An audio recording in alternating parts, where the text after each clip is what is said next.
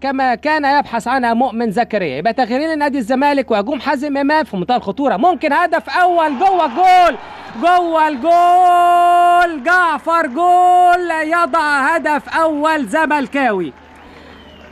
المكان مكانه، المرمى بيته، منطقه الجزاء عنوانه، هويته في بطاقته الكرويه. هداف هداف هداف. احمد جعفر استلم من حازم امام في الجنب اليمين. حازم امام بمهارته عدى بشكل كويس جدا من حموده قائد الجبهه اليسرى ولعب كره عرضيه قبل ان تتجاوز المرمى. الاستلام من احمد علي لحازم امام، قدر يعدي والله من احمد شعبان الكره اللي فاتت ولعبها حلوه قوي تشيب جوه منطقه الجزاء.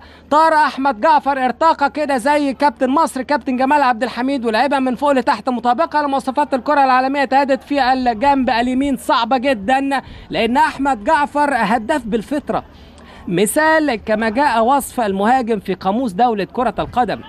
صحيح احمد جعفر من احمد جعفر في الجنب الشمال، اخطأ التغطيه بشكل غريب السيسي وتهيأت عند احمد جعفر قبل ان تتجاوز الخطوط.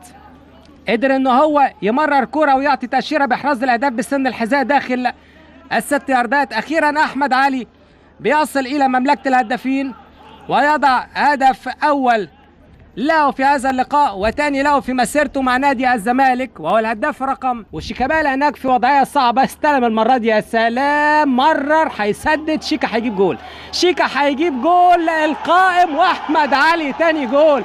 الله الله، هدف في منتهى الروعه، سيمفونيه كرويه. مدرسه الفن والهندسه. اعزائي مستمعي الشباب والرياضه ومشاهدي التلفزيون المصري والنيل للرياضه، فتحت ابوابها اخيرا في الدقيقه 39.